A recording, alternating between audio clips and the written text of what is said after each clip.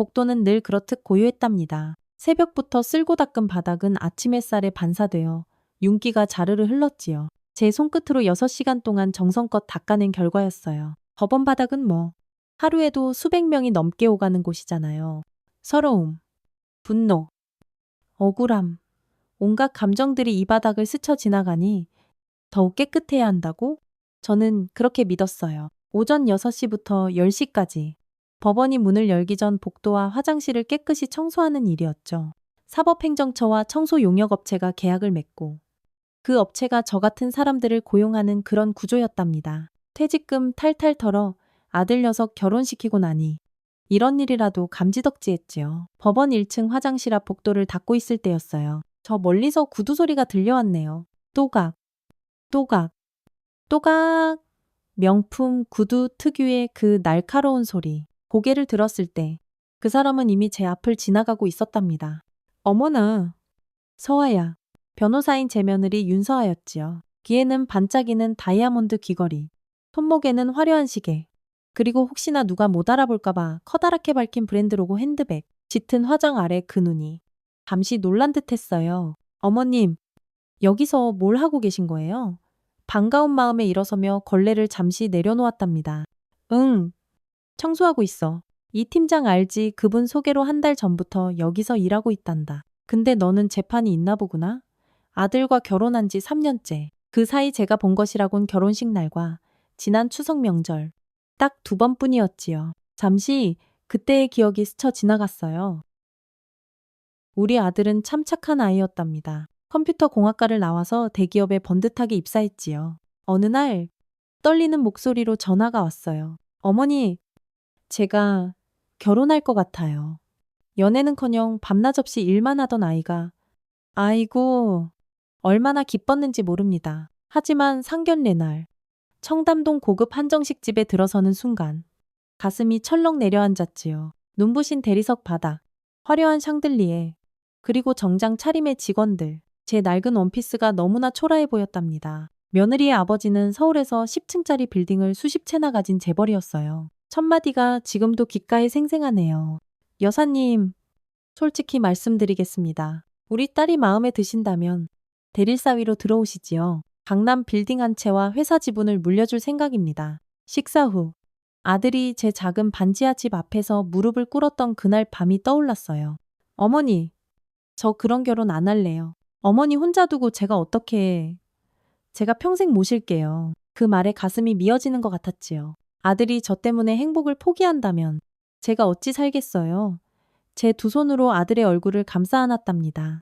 아들아, 넌 너의 인생을 살아야 해. 엄마는 괜찮아. 네가 행복하다면 그걸로 충분해. 결국 아들은 대릴사위가 되었고 강남 10층짜리 빌딩의 외제차까지 받았지요. 아들은 괜찮다고 했지만 결혼식 비용으로 제 퇴직금을 전부 써버리고 그 후로는 용역업체 청소 일을 시작했어요. 엄마라는 존재는 다 그런 거랍니다. 자식이 잘 되는 게 제 행복이니까요. 그런데 그 아이의 아내가 지금 저를 향해 며느리는 주변을 두리번거렸어요. 마치 아는 사람이라도 있을까봐 걱정하는 듯 했지요. 어머님, 제발 여기서 일하세요. 법원에서요. 그것도 청소를요. 며느리의 목소리는 속삭임처럼 작았지만 그 안에 담긴 당혹감은 제 귀를 때렸답니다. 응, 이제 62이니까 어디 정규직은 무리고 용역업체 계약직이라도 일거리가 있으니 다행이지. 오전에 여기 일하고 오후에는 아파트 경비원 아저씨들 식사도 챙겨주고 그 말이 채 끝나기도 전에 며느리는 한숨을 푹 내쉬었어요. 아이고, 진짜 운도 없지. 오늘 엄청 중요한 재판이 있는 날인데. 뭐라고? 오늘 변호사협회 중요한 분들 다 오시는 재판이란 말이에요. 제 경력에 아주 중요한. 그런데 하필이면 시어머니가 법원 청소부라니 누가 알면 정말 창피해서 어떡해요? 그 순간 제 안에서 뭔가가 뚝 하고 끊어지는 것 같았어요. 수십 년을 악착같이 살아온 저에게 이제 와서 창피하다고 내가 낳은 아들의 아내가 그래. 내 앞길에 방해되면 안 되지. 난 그저 일하는 사람일 뿐이니까. 고개를 숙이고 다시 걸레를 잡았죠. 이번엔 더 세게, 더 낮게, 마치 바닥의 얼룩처럼 저도 그렇게 지워지길 바라는 마음으로요. 며느리는 검은 정장 치마를 살짝 끌며 법정 쪽으로 총총히 걸어갔습니다. 그 발소리가 멀어질 때까지 저는 고개를 들지 않았어요. 그때였습니다. 다른 발소리가 다가왔어요. 이번엔 더 묵직하고 더 단단한 걸음걸이. 법복자락이 바닥에 스치는 소리와 함께 실례합니다만 고개를 들었을 때 한 남자가 서 있었어요. 깔끔한 정장에 법관 배지를 단 중년의 판사였지요. 그의 눈빛이 어쩐지 낯설지 않았어요. 어디서 본 듯하기도 했고요. 혹시 박은혜 선생님 맞으신가요? 순간 멈칫했답니다. 제 이름을 어떻게 알지 누구더라? 설마 정훈이 그의 눈에 잔잔한 미소가 번졌어요. 기억해 주셨군요. 제가 최정훈입니다.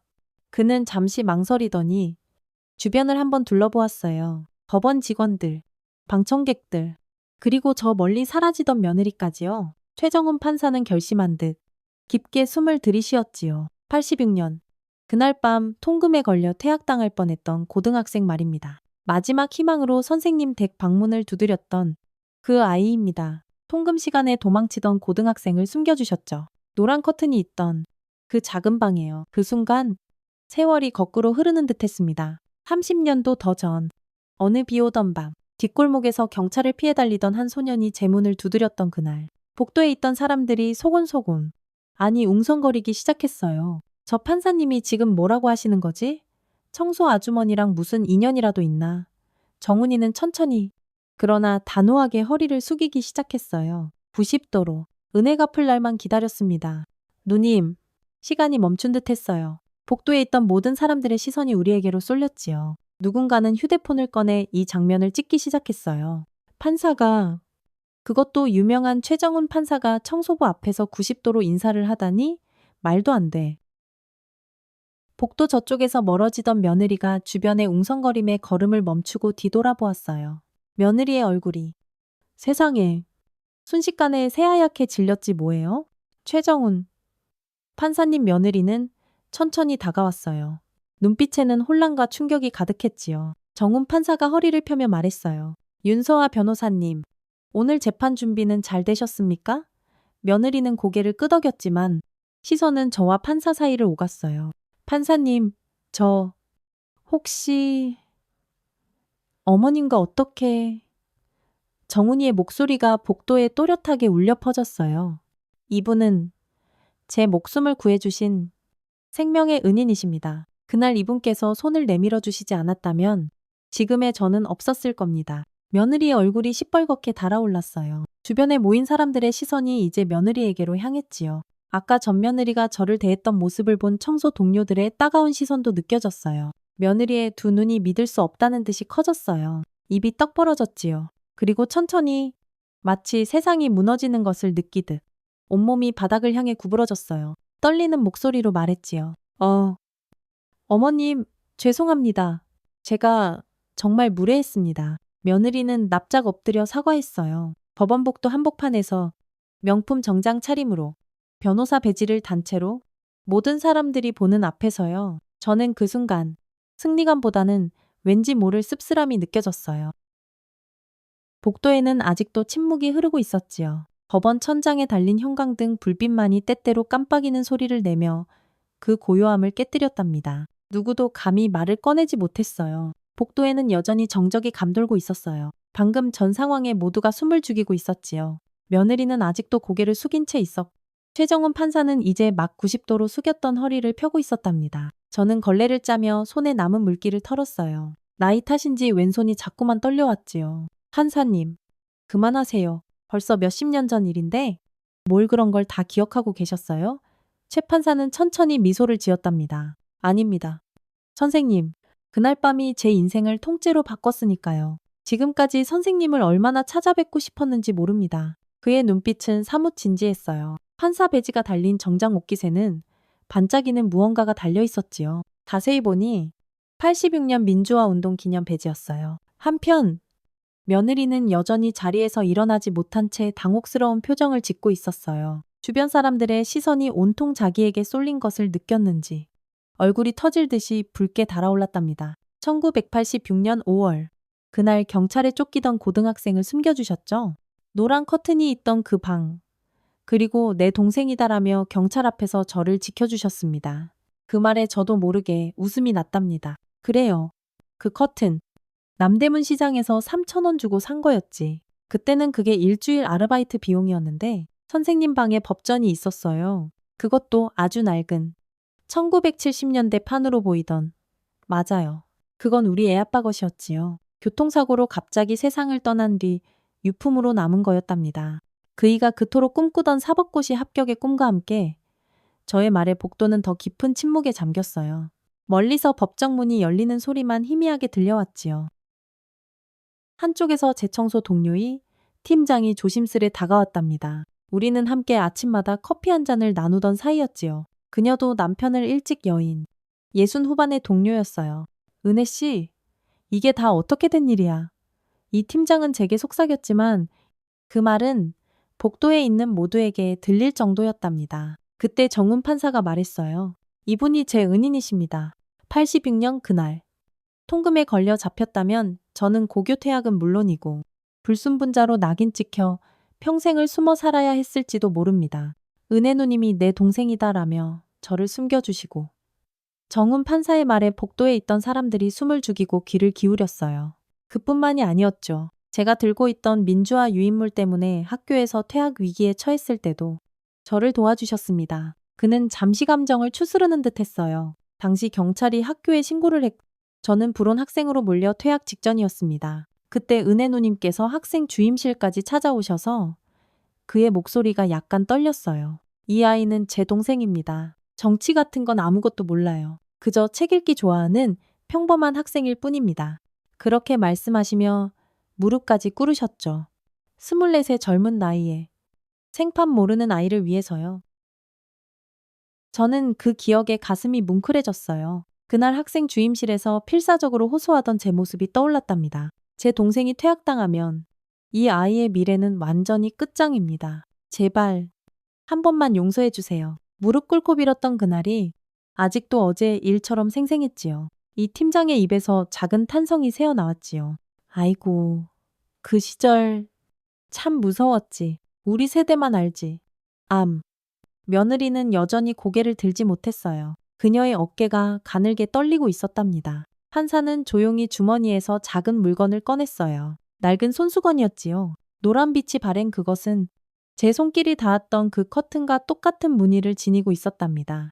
그날 이후 제 인생이 달라졌습니다. 아버지의 억울한 죽음을 폭력이 아닌 법으로 풀어야겠다고 결심했지요. 그 밤 선생님께서 제게 해주신 말씀 때문에요. 그가 무슨 말을 했는지 저는 기억도 잘 나지 않았지요. 하지만 그에게는 삶을 바꾼 말이었나 봅니다. 진실은 꼭 큰 소리로 외쳐야만 하는 게 아니란다. 그 말씀이 제 가슴에 깊이 박혔습니다. 아, 그랬었지요. 남편이 늘 하던 말이었답니다. 제가 그저 빌려 쓴 말이었는데 복도 저쪽에서 다른 판사 한 명이 다가왔어요. 그는 재판이 곧 시작된다며 정훈 판사를 재촉했지요. 최 판사님, 부시 재판 준비하셔야 합니다. 복도 반대편에서 다른 판사가 서류를 들고 다가왔어요. 정훈이는 정중히 고개를 끄덕였답니다. 그때 며느리가 갑자기 얼굴이 새파랗게 질려 입술을 깨물었지요. 오늘 최정훈 판사님이 제 재판 담당 판사님이신가요? 정훈이가 부드럽게 미소 지으며 대답했어요. 네, 윤서아 변호사님, 변호사협회 비리 혐의 건이시죠. 법정에서 뵙겠습니다. 며느리는 더욱 창백해졌답니다. 자신이 그토록 무시했던 시어머니가 재판을 맡은 판사의 생명의 은인이라니 그 충격이 얼마나 컸을까요? 며느리는 자신의 경력이 오늘로 끝날지도 모른다는 공포에 몸을 떨었어요. 정훈이는 저를 향해 마지막 말을 잊지 않았답니다. 오늘 재판이 끝나면 잠시 이야기를 더 나눌 수 있을까요? 제가 꼭 식사 대접을 하고 싶습니다. 저는 그저 미소 지었어요. 그가 법정으로 향하는 걸음을 내딛는 동안 저는 바닥을 향해 다시 몸을 숙였지요. 이제 다시 제자리로 돌아갈 시간이었으니까요. 며느리는 다리에 힘이 풀린 듯 벽에 기대어 서 있었어요. 처음으로 며느리의 눈에서 불안과 후회가 익혔답니다. 며느리의 눈에 눈물이 그렁그렁 맺혔어요. 자신만만하고 당당했던 모습은 온데간데 없었지요. 그 순간 저는 느꼈어요. 오늘의 이 만남이 단순한 우연이 아니라는 것을, 삶이란 것이 그렇게 돌고 도는 것임을요. 복도 끝 청소 도구함으로 들어가 잠시 숨을 골랐어요. 커다란 양동이를 내려놓고 팔과 어깨를 주물렀지요. 마음은 여전히 복잡했답니다. 마치 그날 밤으로 시간이 거슬러 올라가는 듯 했어요. 눈을 감으니 그 시절의 기억들이 파도처럼 밀려왔답니다. 1986년. 모든 것이 달랐던 그때 남편이 세상을 떠나고 2년째 되던 해였지요. 저는 24의 젊은 과부였고 2살 배기 아들을 홀로 키우고 있었답니다. 낮에는 봉제 공장에서 일하고 밤에는 야간 대학에 다녔어요. 남편이 이루지 못한 법조인의 꿈. 제가 대신 이루려 했던 그런 시절이었지요. 그 사람을 처음 만난 날이 떠올랐어요. 같은 고시원, 같은 식당, 같은 꿈을 꾸던 그때 법 공부를 시작한 건 어쩌면 제 욕심이었지만 부모님 없이 자란 처지에도 글 읽는 속도는 남들보다 빨랐답니다. 신문지 귀퉁이에 실린 칼럼을 오려 외웠고 헌책방에서 낡은 법전을 들고 나오던 그 가난했지만 꿈만은 가득했던 날 그가 제게 말을 걸었지요. 혼자 공부하세요. 같이 하면 안 될까요, 저? 이 자리에 꽤 오래 앉아 있을 겁니다. 사법고시 준비해요. 처음 만났을 때 남편이 제게 물었던 질문이었어요. 당시에는 책을 든 여자가 드물었으니까요. 그 사람은 참 따뜻했고 조용했으며 언제나 책을 소중히 다루었답니다. 저는 그 사람의 옆자리에 앉는 게 좋아졌고 어느새 둘은 서로를 애칭으로 불렀지요. 우리는 그렇게 같은 꿈을 꾸며 만나게 되었답니다. 하지만 인생은 그렇게 오래 웃게만 두지는 않더군요. 임신 사실을 알았을 때 그 사람은 1차 합격자 명단에 막 이름을 올렸지요. 우리 애기 아빠? 고시 패스하면 뭐든 내가 2배로 더 잘해주면 되잖아. 웃으며 말했지만 아이를 낳은 지 2달도 채 안 돼요. 그는 오토바이 사고로 허망하게 떠나버렸답니다. 이 세상에서 가장 조용히, 가장 억울하게, 가장 말도 안 되게 그의 꿈은 교통사고와 함께 산산조각이 났지요. 그리고 제게 남은 건 낡은 법전 한 권과 2살 배기 아들뿐이었답니다. 그날 이후 저는 한동안 책을 잡지 못했어요. 아이를 안고 눈을 감은 채 하루하루를 버텼지요. 가스불을 켜놓고 바닥에 멍하니 주저앉았던 날도 있었답니다. 살아야 해. 살아야 해. 매일 아침 거울을 보며 되뇌던 말이었지요. 그러다 아들이 옹알이하듯 제 이름을 어설프게 부르자 저는 다시 눈을 떴답니다. 그래, 내가 날 살리는구나. 그렇게 아들이 엄마라고 부를 때마다 저는 다시 일어섰어요. 낮에 공부 대신 저는 일터로 향했지요. 그렇게 청계천 근처 작은 반지하방에서 아들과 단둘이 살았답니다. 낮에는 봉제 공장에서 미싱을 밟았어요. 그때만 해도 공장 한쪽에 아기 보따리를 풀어놓고 일하는 어머니들이 참 많았지요. 우리 같은 여자들은 서로의 아이를 번갈아 봐주며 그렇게 살았답니다. 은혜야, 애 좀 봐줄게. 너 얼른 가서 야간 대학 수업 듣고 와. 고마워. 언니, 내일은 내가 미영이 애 봐줄게. 이런 말들이 우리의 일상이었어요. 봉제 공장 아주머니들의 그 따뜻한 정이 없었다면 아마 살아남지 못했을 거예요. 저녁엔 이웃집 할머니께 라면 한 봉지 드리고 아들을 맡긴 채 자습실에서 책을 붙들었지요. 식당, 다방, 시장, 사무실 빌딩 청소, 학원 정리. 어떤 일이든 닥치는 대로 했답니다. 밤을 나처럼 쓰며 버텼지요. 그때는 지금처럼 어린이집도 흔치 않았고 변변한 보육제도도 없었어요. 그저 서로 의지하며 살아갔답니다. 이웃들과 돌아가며 아이를 맡기고 김치 한 포기라도 나눠 먹고 그런 세상이었지요. 자습실 근처에서 정훈이를 처음 만났답니다. 그날은 유난히 비가 많이 내렸어요. 야간 자습을 마치고 집으로 돌아오는 길. 어두운 골목에서 다급하게 뛰어오는 소리가 들렸지요. 뒤를 돌아보니 교복 입은 고등학생 하나가 셔츠도 제대로 못 챙겨 입고 헐레벌떡 달려오고 있었어요. 누나, 제발 좀 도와주세요. 경찰이 17살쯤 되어 보이는 그 아이의 얼굴에는 공포가 가득했어요. 등에는 책가방, 손에는 검은색 비닐봉지가 들려 있었지요. 비닐봉지 사이로 책자들이 희미하게 보였답니다. 그리고 저 멀리서 들려오는 호루라기 소리와 군합발 소리야. 통금 시간을 어긴 학생들을 잡으러 다니는 경찰들이었지요. 빨리! 이쪽으로 그 아이의 손을 잡고 제 방으로 데려갔어요. 좁디 좁은 반지하방. 노란 꽃무늬 커튼이 창가에서 바람에 살랑이고 있었지요. 바깥엔 가로등 불빛이 희미하게 새어 들어오고 있었어요.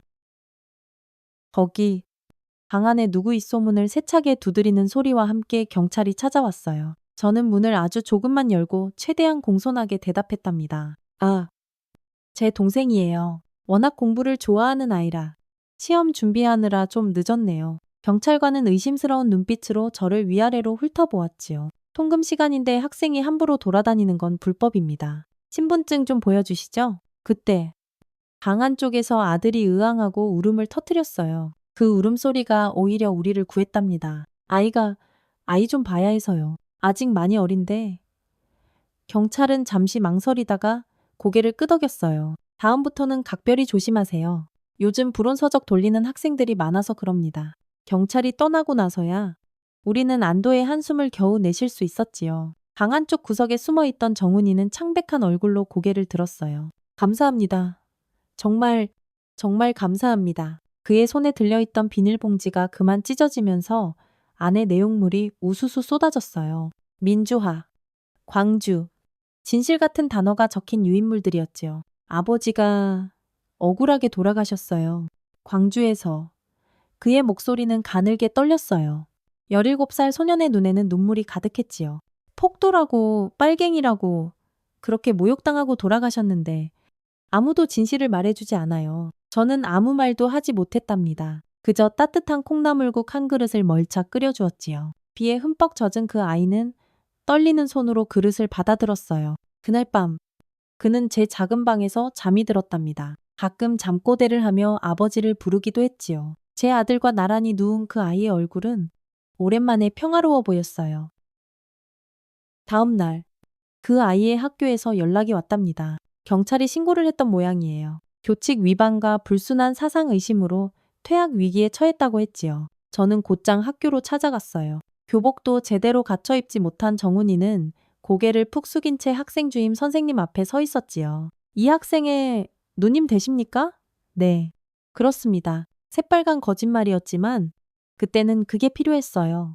동생이 잘못했습니다. 하지만 그저 책을 좋아하는 평범한 학생일 뿐이에요.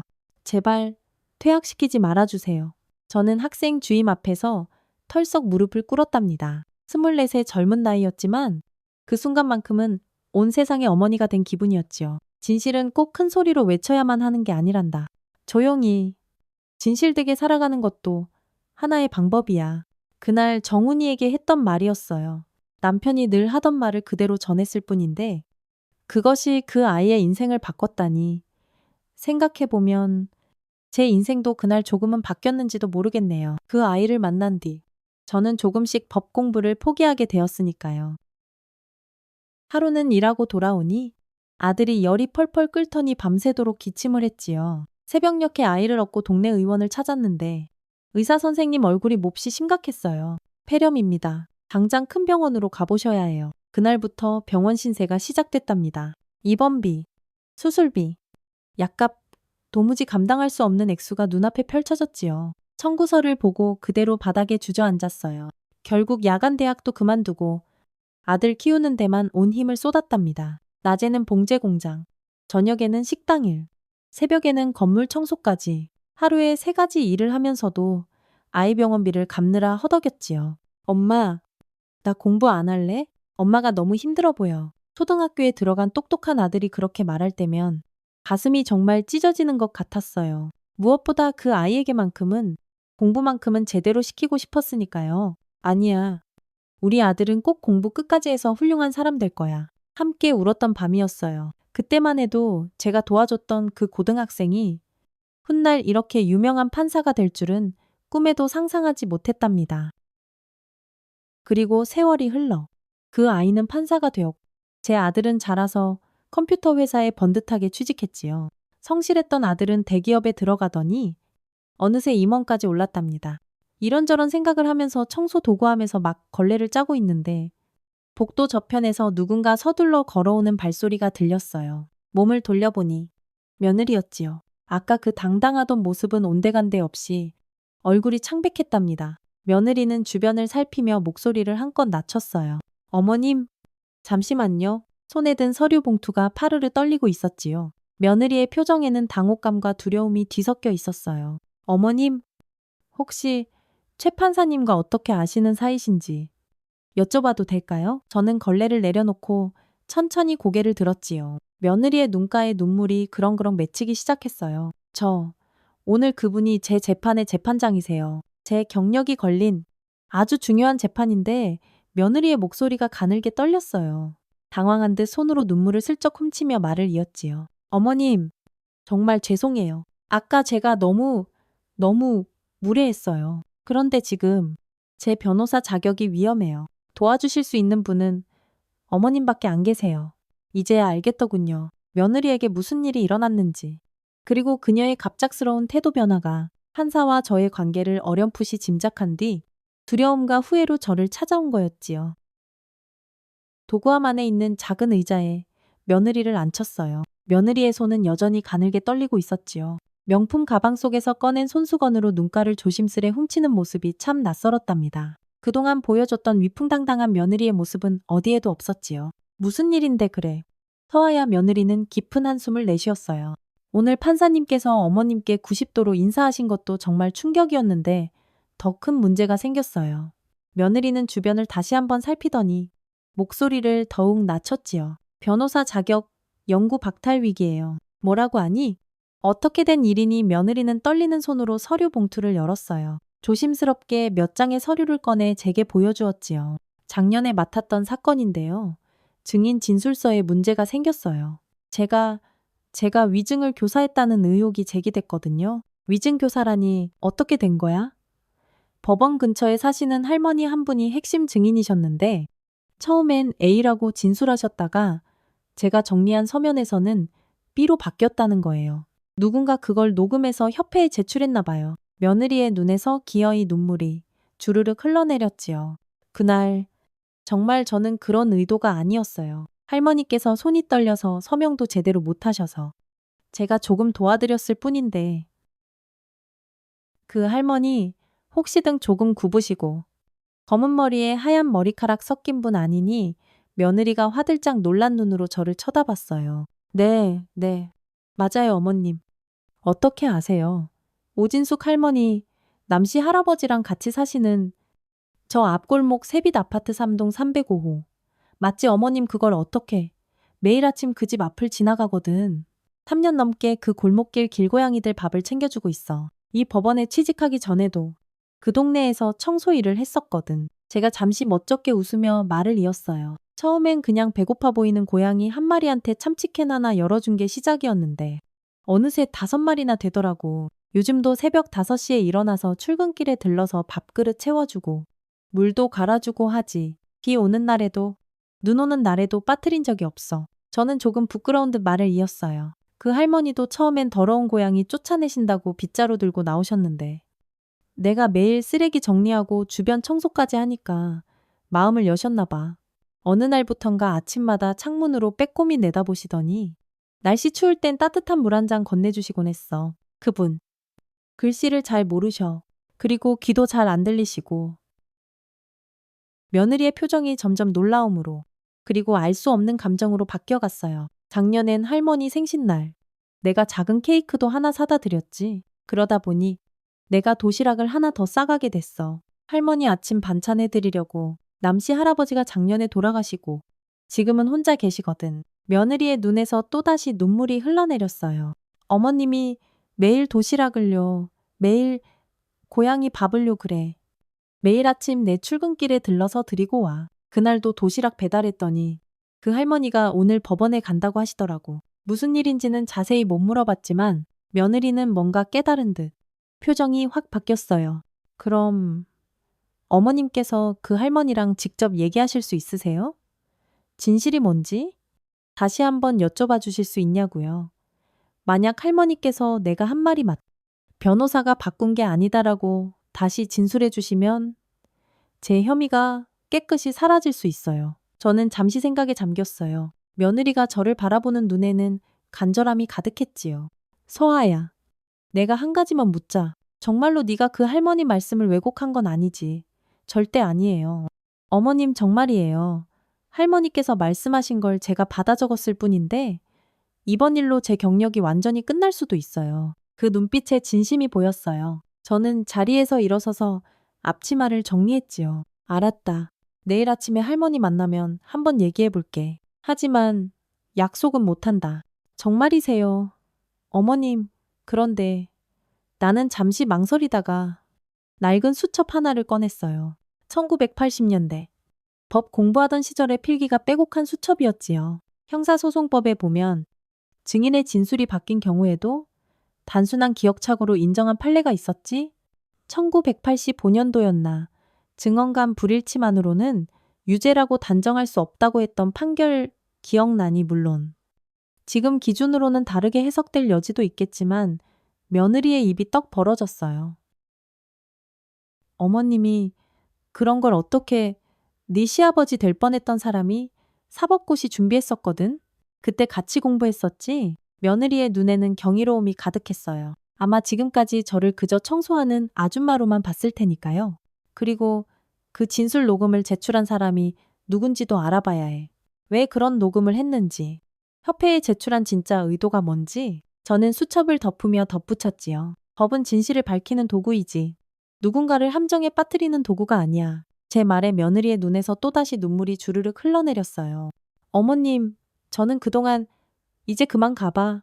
재판 들어가야 하지 않겠니? 며느리는 주저하다가 자리에서 일어났어요. 문 앞에서 며느리가 저를 돌아보았지요. 어머님, 어떻게 저 같은 애한테 이렇게까지 도움을 주실 수 있는 거예요? 제가 그동안 어머님을 얼마나, 너는 내 며느리니까 그게 전부야. 그 말에 며느리는 입술을 깨물었어요. 뭔가 더 말하려다 참는 듯 했지요. 어머님, 판사님하고는 어떻게 아는 사이세요? 86년, 그때는 내가 24이었어. 네, 아빠 뻘 되는 아들 키우면서 야간 대학 다니던 시절이었지. 정훈이는 그냥 도움이 필요한 어린아이였어. 근데 그분이 지금은 베스트 판사로 선정될 정도로 아주 유명하신 분이시잖아요. 그래, 난 잘 몰랐네. 며느리는 도저히 믿기지 않는다는 눈빛으로 저를 한참이나 바라봤어요. 오늘 오후 5시에 변호사협회 조사위원회가 열려요. 그때까지 할머니 진술을 가져다 주실 수 있으세요? 할머니께서 협조해 주신다면 가능하겠지? 며느리가 고개를 숙이며 아주 작은 목소리로 속삭였어요. 감사합니다. 어머님, 며느리가 나가고 난 뒤 제 손을 가만히 내려다보았지요. 걸레질로 거칠어진 이 손이 이제는 며느리의 미래를 살릴 수도 있다니. 인생이란 참 알 수 없는 것이었어요. 복도 저편에서 최정훈 판사가 걸어오는 모습이 보였어요. 그는 저를 보고 환하게 미소 지었지요. 선생님, 식사 초대 약속 기억하고 계시죠? 그럼요. 잊을 리가 있겠어요. 그런데 혹시 지금 무슨 일 있으셨나요?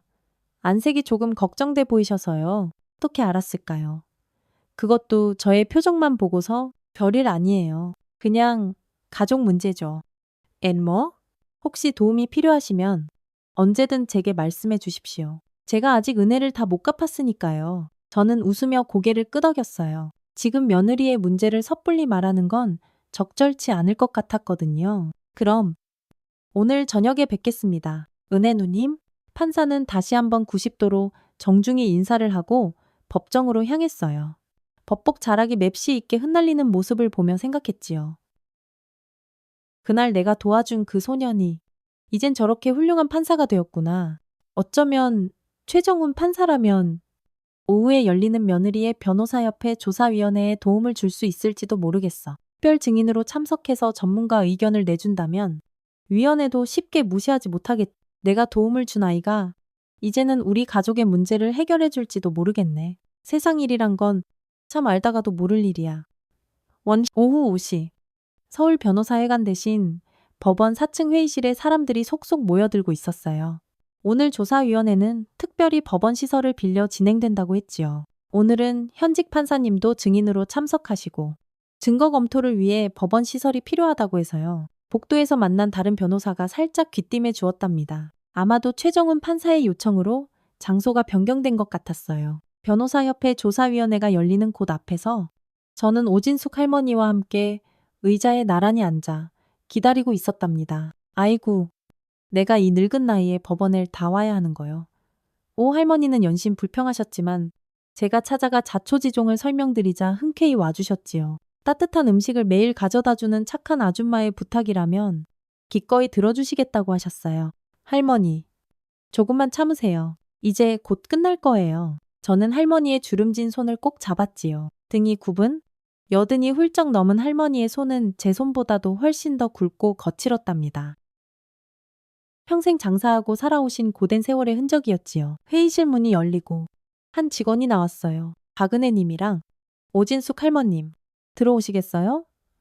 우리는 천천히 회의실로 들어갔어요. 기다란 테이블 앞에는 10명 남짓한 사람들이 딱딱한 표정으로 앉아 있었지요. 맨 끝자리에는 제 며느리가 앉아 있었어요. 하얗게 질린 얼굴에 잔뜩 긴장한 표정이었지요. 그리고 놀랍게도 테이블 맨 앞쪽 상석에는 최정훈 판사가 앉아 있었답니다. 이번 조사위원회의 특별 증인으로 모시게 된 최정훈 판사님께서 자리를 함께 해주셨습니다. 주변에서 작은 탄성이 흘러나왔어요. 정말로 아주 유명한 판사인 모양이었지요. 할머니와 저는 준비된 자리에 조심스럽게 앉았어요. 위원장이 입을 열었지요. 이번 사건은 변호사 윤서아 씨가 오진숙 할머님의 진술을 의도적으로 조작했다는 의혹에 관한 건입니다. 오늘 새로운 증거가 제출되어 재조사를 하게 되었습니다. 할머니는 긴장한 듯 제 손을 더욱 꼭 잡으셨어요. 저는 작은 목소리로 속삭였지요. 할머니, 그냥 있는 그대로 진실만 말씀하시면 돼요. 그게 전부예요. 오진숙 할머님, 작년 9월 23일 윤서아 변호사가 할머님 댁에 찾아와 진술서를 작성했을 때의 상황을 정확히 기억하십니까? 할머니는 천천히 고개를 끄덕이셨어요. 기억하고 말고 그날 유난히 비가 많이 왔었지? 할머님께서는 원래 현관에서 사람을 보지 못했다고 진술하셨는데 나중에 법원에 제출된 서류에는 분명히 보았다로 바뀌어 있습니다. 혹시 윤 변호사가 의도적으로 내용을 바꾼 것인가요? 할머니는 잠시 생각에 잠기셨다가 또렷한 목소리로 말씀하셨어요. 아니, 그게 아니라 내가 처음에는 잘 기억이 안 나서 못 봤다고 했는데 그 젊은 변호사가 다시 묻더라고. 할머니, 그럼 혹시 모자를 쓴 사람은 보셨어요? 그래서 내가 맞다 모자 쓴 사람은 봤지? 그랬던 게야. 위원들의 표정이 미묘하게 변했어요. 조용히 서로 눈빛을 교환하는 모습이 보였지요. 그럼 진술을 바꾸신 건 할머님 본인이셨다는 말씀이신가요? 변호사가 강요하거나 유도한 게 아니고요. 그럼 늙었다고 내가 정신까지 없는 줄 아나. 내 말이 다 맞아. 그리고 그 변호사가 그날 진술서 다 읽어줬어. 내가 글은 잘 몰라서 그랬지만 들어보니 다 내 말이 맞더라고. 회의실에 작은 웅성거림이 퍼졌어요. 위원장이 손을 들어 조용히 시켰지요. 최정훈 판사님, 특별 증인으로서 하실 말씀이 있으신지요? 정훈이가 자리에서 일어났어요. 그의 목소리는 낮고 침착했지요. 네. 저는 이 사건과 관련하여 녹음된 증거 자료를 면밀히 검토했습니다. 녹음 내용만으로는 윤서아 변호사의 위증교사가 성립한다고 보기 어렵다고 판단합니다. 또한 이 녹음 파일을 제출한 사람의 의도에 대해서도 재고가 필요하다고 생각합니다. 그게 무슨 말씀이신지. 이 녹음 파일을 협회에 제출한 사람은 윤서아 변호사의 경쟁 관계에 있는 로펌 소속 변호사입니다. 해당 로펌은 최근 윤서아 변호사가 담당했던 대형 소송에서 패소한 이후 의도적으로 이 사건을 조작하여 윤 변호사를 공경에 빠뜨리려 했을 가능성이 매우 높습니다. 순간 며느리의 눈이 화등잔만하게 커졌어요. 아마 그녀도 전혀 몰랐던 사실인 듯 했지요. 위원장이 무겁게 고개를 끄덕였어요. 그렇다면 이 사건은 기각하는 것이 마땅하겠습니다. 윤서아 변호사님, 앞으로 증인 진술을 받을 때에는 반드시 녹취록을 함께 작성하시길 권고합니다. 이상으로 조사를 모두 마치겠습니다. 회의실 문이 열리고 사람들이 하나둘씩 빠져나가기 시작했어요. 저는 할머니를 조심스럽게 부축해 일어섰지요. 고마워요. 할머니, 내일 아침에는 더 맛있는 반찬 해드릴게요. 리에스. 별것도 아닌데? 나도 이럴 때 남 도울 수 있어서 좋네. 그려?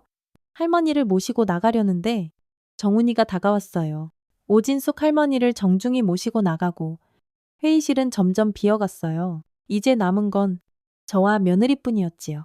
며느리는 한동안 말없이 테이블만 멍하니 바라보다가 천천히 자리에서 일어나 제게 다가왔어요. 그리고는 갑자기 제 앞에 털썩 무릎을 꿇었답니다. 어머님, 그녀의 목소리가 심하게 떨렸어요. 정말 죄송합니다. 제가 얼마나 어리석고 무례했는지, 어떤 분을 함부로 무시했는지 이제야 알겠습니다. 뜨거운 눈물이 그녀의 눈에서 하염없이 흘러내렸지요. 아들이 항상 어머님은 정말 특별한 분이라고 말했는데 제가 그걸 무시했어요. 제 하찮은 자존심과 허영 때문에. 저는 그녀를 일으켜 세웠어요. 일어나거라. 서아야. 이런 데서 무릎 꿇는 거 아니다. 어머님, 최 판사님도 평생 은혜를 갚는다고 하시고 또 어떻게 오진숙 할머니와 그렇게 가까우신 거예요? 어머님은 도대체 어떤 분이세요? 난 그냥 오랫동안 살아온 사람일 뿐이야. 그 과정에서 이런저런 인연들을 만난 거고. 그녀는 눈물을 닦으며 아주 작은 목소리로 말했어요. 어머님이 안 계셨다면 오늘 저는 변호사 자격을 잃었을 거예요. 하는 게 다 그런 거란다. 서아야. 서로 또 도움받. 내 남편, 내 아들도 그 마음을 잘 알아. 그래서 너를 만났을 테고 복도로 나서는데 저 멀리서 익숙한 모습이 보였어요. 제 아들이었답니다. 어머니 아들이 저를 향해 달려왔어요. 정말 오랜만에 보는 얼굴이었지요. 아니, 이게 다 무슨 일이 있었던 거예요? 제 뒤에서 며느리가 나지막이 말했어요. 어머님께서 내 직업을 구해주셨어. 아들의 눈이 동그래졌어요. 아들은 저를 한 번 보다가 며느리를 한 번 보았지요. 그리고 무언가를 깨달은 듯 천천히 고개를 숙였어요. 어머니, 죄송해요. 제가 그동안 너무 자주 찾아뵙지도 못했는데. 괜찮다. 아들아, 너는 너의 길을 잘 가고 있는 중이니. 고개를 들어보니 복도 끝에서 정훈이가 잔잔한 미소를 지으며 서 있었어요. 그는 제게 가볍게 고개를 끄덕인 후 조용히 돌아섰지요. 어머니, 오늘 저희 집에 같이 가실래요? 정말 죄송했어요. 이제부터라도 자주 뵙고 싶어요. 며느리의 말이었어요. 진심이 담긴 떨리는 목소리였지요. 오늘은 약속이 있어서 안 되겠다. 그리고 아직은 내 집이 편해. 하지만 다음에 꼭 갈게. 무슨 약속이세요? 아주 오래된 친구와의 약속이란다. 아들과 며느리는 서로 눈빛을 교환했어요. 그리고 함께 제 앞에 고개를 숙였지요. 어머니, 다음 주말에 꼭 모시러 올게요. 맛있는 것도 많이 준비해 놓을게요. 두 사람은 제 손을 꼭 잡았다가 천천히 복도를 따라 걸어갔어요. 아들 내외의 뒷모습을 한참이나 바라보며 생각했지요. 이제야 진짜 가족이 되어가는구나. 우와, 저는 천천히 청소 도구함으로 향했어요. 오후 근무는 이미 끝났지만 아직 정리할 게 조금 남아 있었지요. 그리고 저녁 약속도 있었고요. 낡은 앞치마를 벗으며 생각했어요. 어쩌면 이제야 제 인생에도 새로운 장이 열리고 있는지도 모르겠네요. 저녁 7시. 법원 건너편 추억의 다방이라고 쓰인 낡은 간판 앞에 서 있었어요. 유리창 너머로 새어나오는 따뜻한 노란 불빛이 꼭 그날의 커튼 색깔을 떠올리게 했지요. 퇴근 후 집에 잠깐 들러 옷을 갈아입고 왔답니다. 너무 아껴서 오랫동안 입지 않았던 고운 자주색 원피스. 남편과의 첫 데이트 때 입었던 옷이었어요. 고이 잘 보관했더니 아직도 새 옷처럼 말끔했답니다. 가방 문을 열자 딸랑하는 정겨운 종소리가 울렸지요. 안쪽 구석 자리에 정훈이가 먼저 와 앉아 있었어요. 그는 법복 대신 단정한 셔츠 차림이었답니다. 많이 기다렸니? 아닙니다. 누님, 방금 도착했습니다. 가방은 마치 80년대에서 시간이 멈춘 듯한 모습을 그대로 간직하고 있었어요. 낡은 LP판들이 벽에 걸려있고 양철 쟁반에 담긴 닭이 세트가 놓여있는 그런 옛날 스타일이었지요. 이런 곳은 어떻게 찾았어? 제가 은혜 누님과 다시 만날 날을 손꼽아 기다리면서 우리가 처음 만났던 그 시절과 비슷한 장소를 일부러 찾아다녔거든요.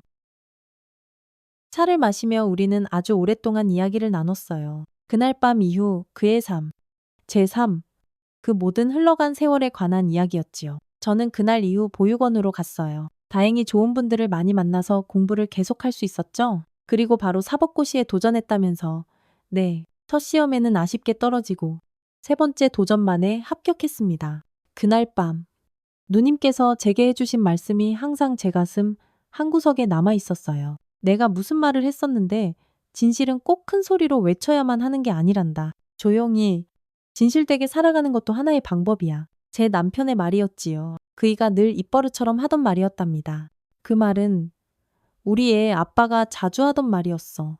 남편이 떠나고 나서 나도 종종 그 말을 되뇌곤 했지. 정훈이는 잠시 눈을 감았다가 천천히 열었어요.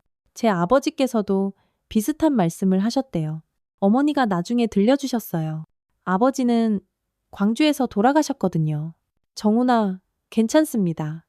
누님, 이제는 그 상처를 통해 더 나은 사람이 되려고 노력하고 있으니까요. 대화 중에 정훈이는 작은 상자 하나를 꺼내 제게 내밀었어요. 작은 선물입니다. 30년도 더 지났지만 그때는 정말 감사 인사도 제대로 못 드렸으니까요. 상자를 조심스럽게 열자 예쁜 노란색 손수건이 들어있었지요. 가장자리에는 섬세한 금색 자수로 감사합니다. 라는 글자가 새겨져 있었어요. 그 방에 있던 노란 커튼 무늬를 기억해서 특별히 주문 제작했습니다. 손수건을 만지는 제 손가락 끝이 가늘게 떨렸어요. 세월의 무게가 고스란히 담긴 그런 선물이었지요. 고맙다. 정훈아, 오늘 며느님이신 윤 변호사님 일도 무사히 해결되어 정말 다행입니다. 내 도움이 아주 컸어. 변호사협회 조사위원회에서 증언까지 해주고 정훈이는 쑥스러운 듯 미소 지었어요. 누님의 며느리시라면 당연히 제가 더 적극적으로 도와야지요. 물론 증거를 철저히 검토한 결과 정말로 무고한 것이 확실했기에 가능했던 일입니다만 작은 침묵이 흘렀어요. 찻잔에서 하얀 김이 모락모락 피어올랐지요. 누님, 요즘은 어떻게 지내세요? 그냥 그렇지. 평범하게 아침에 청소하고 오후에 길고양이들 밥 챙겨주고 저녁엔 가끔 책도 읽고 혹시 법 관련 책도 여전히 읽으시나요? 가끔. 남편이 남기고 간 책들을 정리하다 보면 그 시절 생각이 나서 잠깐씩 들춰보곤 해. 정훈이는 조심스럽게 물었어요. 혹시 법원일 말고 다른 일에 관심 있으신가요? 왜 제가 작은 어린이 법률 교육센터를 운영하고 있는데요. 아이들에게 쉽고 재미있게 법을 알려주는 일이에요. 누님처럼 삶의 깊은 경험과 더불어 법률 지식까지 갖추신 분이 꼭 필요합니다. 나 같은 사람이 누구보다 적합하십니다. 단순히 학위가 중요한 게 아니라 진짜 삶과 법의 의미를 아는 사람이 필요하거든요. 마음 한편이 따뜻하게 녹아내리는 것 같았어요. 제가 그토록 열심히 공부했던 그 시간들, 남편과 함께 부푼 가슴으로 꿈꿨던 그날들이 결국 헛되지 않았다는 생각이 들었지요. 한번 생각해 볼게. 그때 제 휴대폰이 징 하고 울렸어요. 아들이었지요. 어머니, 제가 너무 죄송해요. 그동안 너무 못 찾아뵀죠. 오늘 저녁 말고요. 조만간 제가 제대로 식사 자리 한번 마련할게요. 그래. 고맙다. 또 통화하자. 친구랑 아직 이야기 중이라서 전화를 끊고 정은이를 바라봤어요. 그는 창밖을 보며 잔잔한 미소를 짓고 있었지요. 집까지 제가 바래다 드리겠습니다. 누님. 아니야. 괜찮아. 아닙니다. 꼭 모셔다 드리고 싶습니다. 우리가 다시 만난 것도 참 어떤 특별한 인연인 것 같네요. 그러게 말이다. 그날 내가 방문을 열어주지 않았다면 제가 지금 이 자리에 없었겠죠. 나도 마찬가지야. 비 내리는 창밖을 가만히 바라보며 생각했어요. 어쩌면 세상은 참 신기한 곳이구나. 우리가 무심코 베푼 작은 친절, 생각 없이 내뱉은 작은 말 한마디가 누군가의 인생을 통째로 바꾸고 결국엔 내 인생까지 바꿀 수 있다니. 다음 주말 아들과 며느리가 저를 찾아온다고 했지요. 며느리는 저녁을 함께 먹자고 했고요. 정훈이도 제게 새로운 일을 제안했답니다. 제 삶에 아주 오랜만에 기분 좋은 변화의 바람이 불어오는 것 같았어요. 집으로 돌아가는 길, 정훈이는 우산을 씌워주며 제 팔을 살짝 잡아주었어요. 우리는 밤거리를 천천히 걸었답니다. 가로등 불빛 아래 우리의 그림자가 길게 늘어졌지요. 누님, 행복하세요? 갑작스러운 질문에 잠시 생각에 잠겼어요. 행복이란 과연 무엇일까? 내가 지금 느끼는 이 낯선 감정은 무엇일까? 글쎄, 지금 이 순간은 행복한 것 같아. 그는 말없이 고개를 끄덕였어요. 집 앞에 도착했을 때 정훈이에게 인사하고 문을 열려는데 그가 조용히 말했답니다. 다음 주에 다시 뵙겠습니다. 은혜 누님. 그래. 정훈아, 잘 가. 현관문을 닫고 불을 켰어요. 낡고 초라한 내 집이지만 오늘따라 유난히 아늑하고 따뜻하게 느껴졌지요. 아마도 그건 제 마음 때문이었을 거예요. 식탁 위에는 아침에 꺼내놓았던 남편의 낡은 법전이 그대로 놓여 있었어요. 먼지를 가만히 닦아내고 책장을 한 장 한 장 넘겨보았지요. 남편의 익숙한 필체가 곳곳에 남아 있었답니다. 진실은 꼭 큰 소리로 외쳐야만 하는 게 아니다. 남편의 글씨였어요. 그리고 그 밑에는 제 글씨로 이렇게 쓰여 있었지요. 조용히, 진실되게 살아가는 것도 하나의 방법이다. 창밖으로 빗줄기가 더욱 굵어지기 시작했어요. 저는 정훈이가 준 노란 손수건을 꺼내 가만히 바라보았지요. 어쩌면 내 삶은 그동안 실패한 게 아니었구나. 단지 조금 다른 방식으로 흘러갔을 뿐. 내가 이 세상에 남긴 건 화려한 명예나 부가 아니라 한 사람의 온전한 삶이었어요. 그리고 그것이 어쩌면 내 인생의 전부였을지도 모릅니다. 오늘 이야기가 마음에 드셨다면 좋아요와 구독, 알람 설정 잊지 마세요. 여러분의 따뜻한 댓글 하나하나가 저에게는 정말 큰 힘이 된답니다. 감사합니다. 정말 감사합니다. 또 감사합니다.